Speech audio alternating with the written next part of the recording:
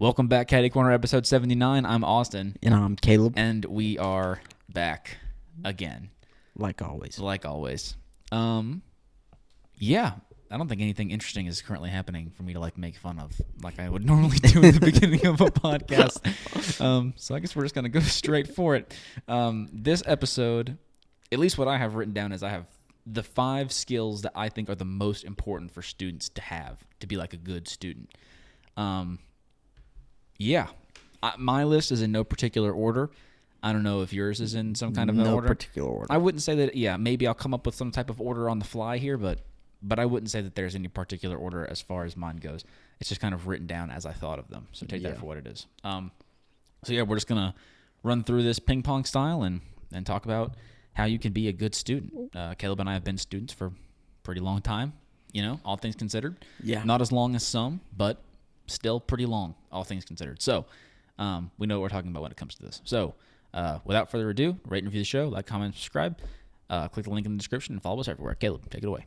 All right. My first point on the list is effective communication. You got to be able to communicate if you want to be a good student. For one, you got to be able to communicate with your teachers, your professors. You have to be able to communicate with your peers, your friends, people that you're working on projects with. I would say that writing papers is a form of communication. Totally. And you have to be able to do that well. And then presenting projects, another form of communication. You have to be able to do that well also. So effective communication is definitely one of those key skills that you have to have if you want to become a great student. Boom. My first one is organization. Yeah. So important. So important. I do think that is, to me, that's where becoming even a good student totally starts, is organizing your due dates, organizing your ideas, and organizing your information. It's so easy to be a good student and reference your notes whenever it's easy to find your information, if it's easily readable or whatever, in some type of organized way.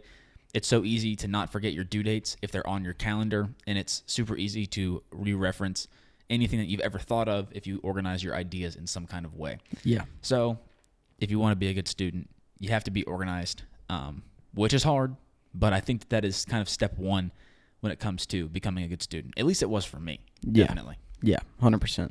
I would totally agree with you there. My next point here is self-motivation. Whenever you're in high school, you really don't have to be self-motivated to be a good student. And I honestly would argue that you don't have to be self-motivated at all. Because maybe it was just the high school that we went to, but I mean, it was like if you missed an assignment, then it's like your teachers were asking you, why didn't you submit your assignment? And you would always be doing progress reports and check-ins with your teachers. So many of those. And so you were always, they were always pushing it in your face, what you hadn't done or what you needed to get done, right, and all this stuff. But then you go to college and it is not like that at all. Mm-hmm. Nobody's asking you why didn't you submit the paper. Nobody's asking you why you missed the test. Mm-hmm.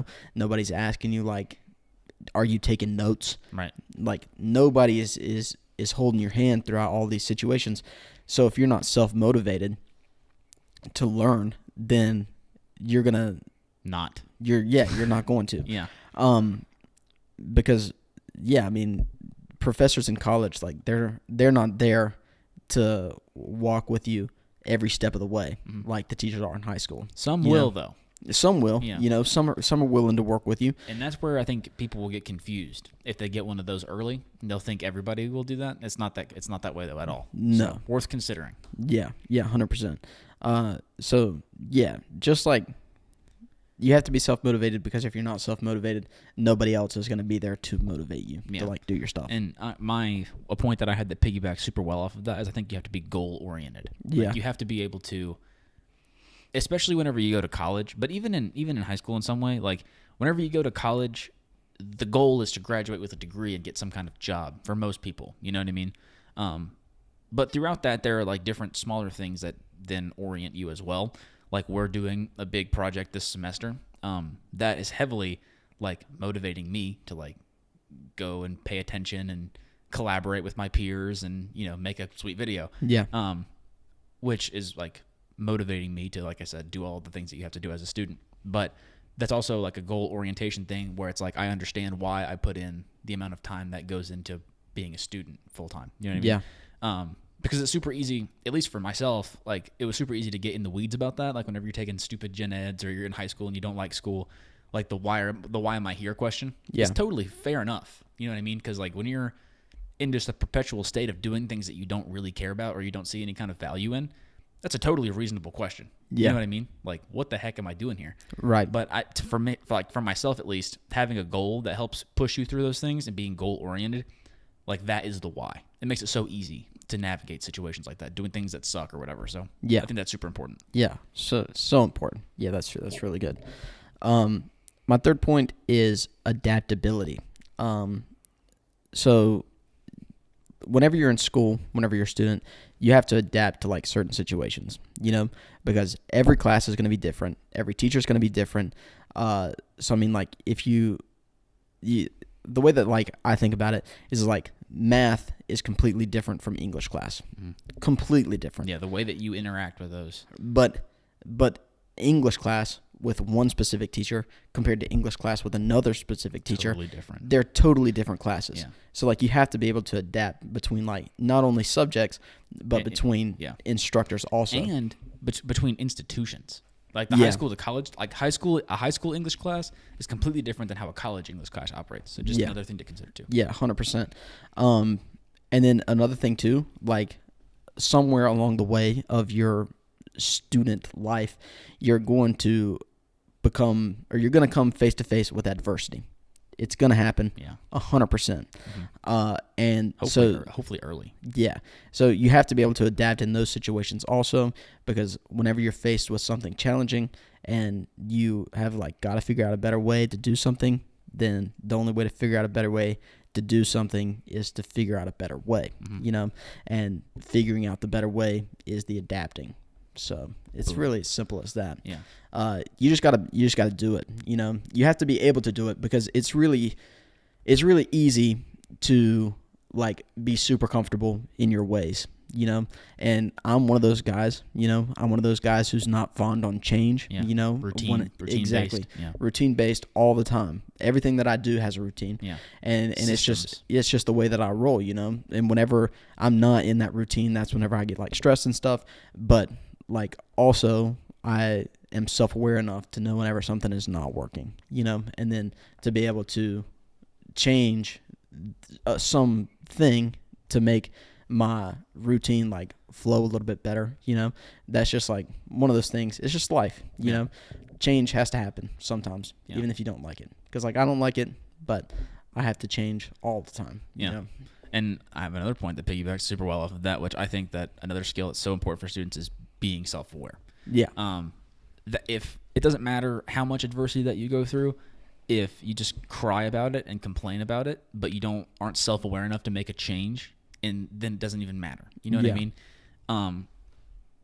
In my case, like what I wrote down for it is being critical of yourself in applications of, like if I, for example, like in our degree works, like making a video, it's my job to be critical of myself and figure out what sucks and what doesn't suck up until whenever I show the video. You know what I mean? It's not like anybody else is going to do that. Like, because how am I going to show it to them? We got to find time, blah, blah, blah, blah.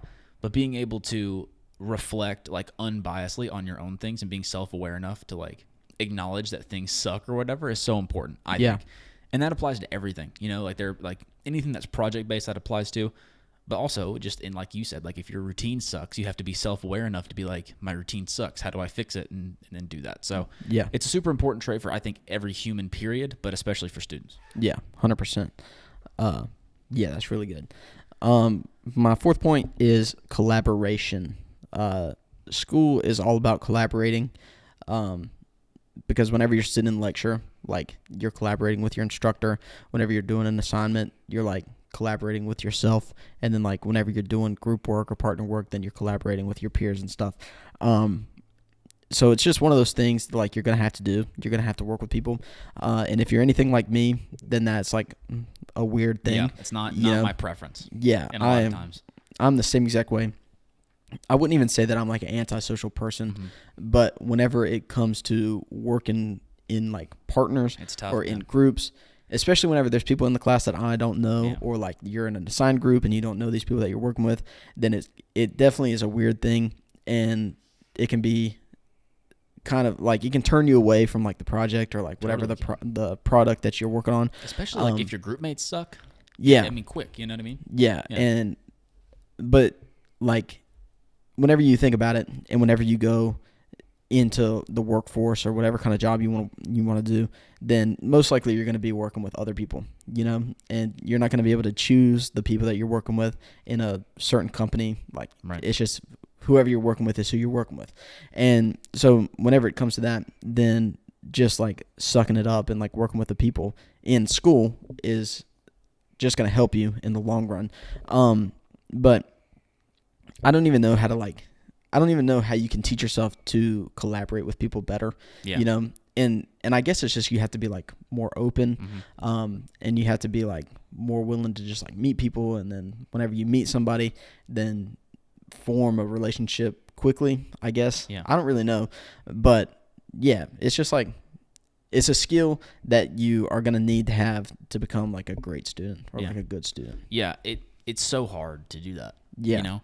And I don't know, like I can only look at it through our like field of studies lens, where it's like one of the main reasons why I was super willing to collaborate. I've never collaborated on anything in my degree works at our school now, ever before now. But the only reason why I was like willing to was because I trusted the humans that I'm working with, and also it meant that we got to pursue something that was bigger in scale than I would have ever been able to make by myself. Right. In however long a semester is. Whenever you're in like gen ed classes, I don't know how you get motivated to collaborate with people. You know what I mean? Yeah. Because like that is just a conglomeration of humans from all different skill set levels.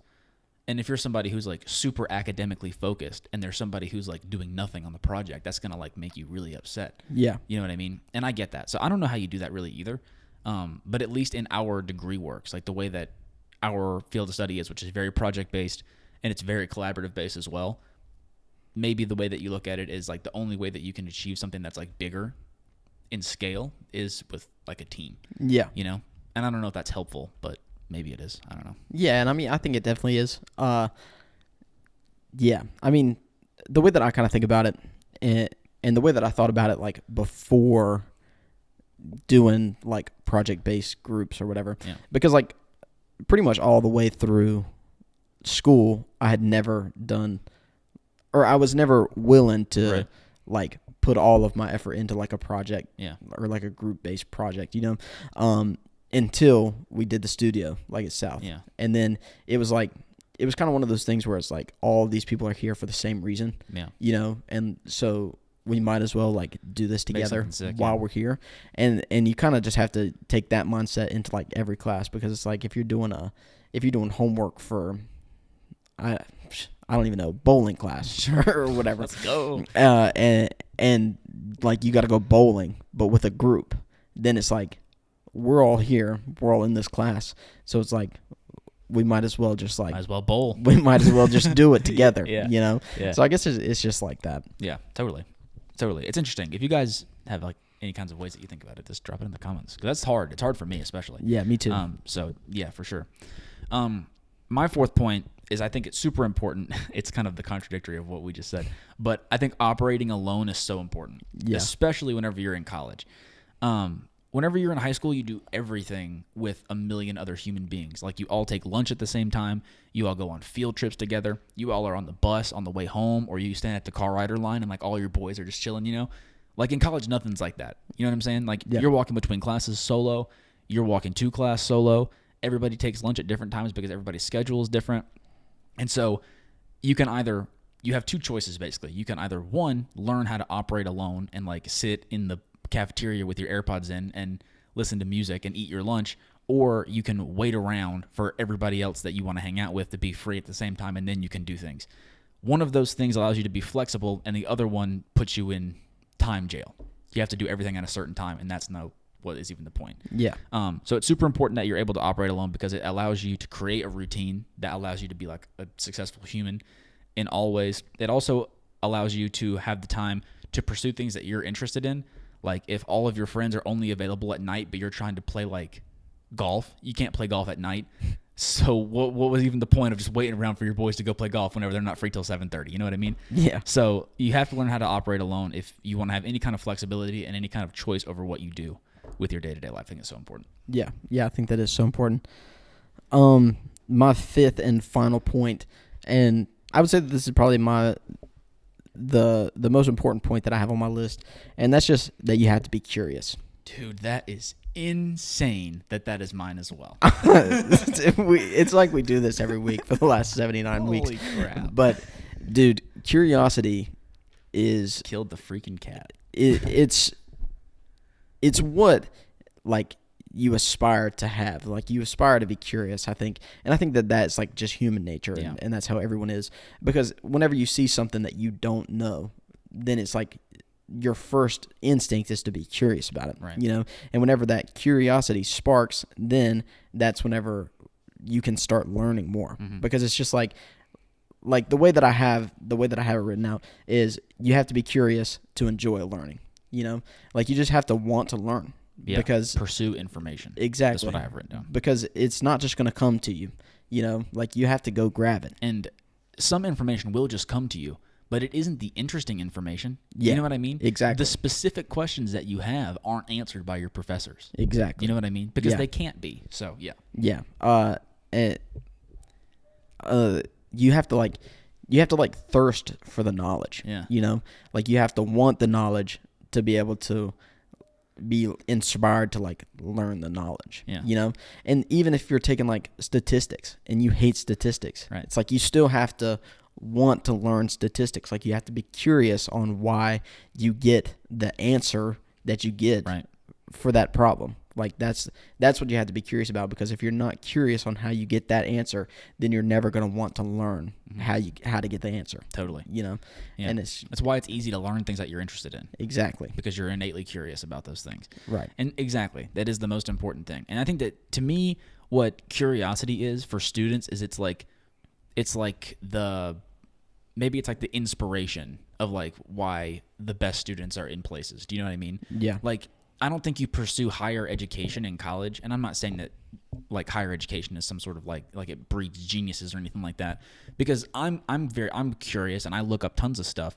Like, but my curiosity goes to YouTube, and I look up YouTube videos on things that I'm interested in, right? Yeah. But if you're pursuing higher education or if you're writing a book or something like that, it's because you're exploring something that you're interested in, which is curiosity. Yeah. And that is exactly how you learn things. That's it. That's it. That's it. I mean, Caddy Corner episode 79, ladies and gentlemen. Boom.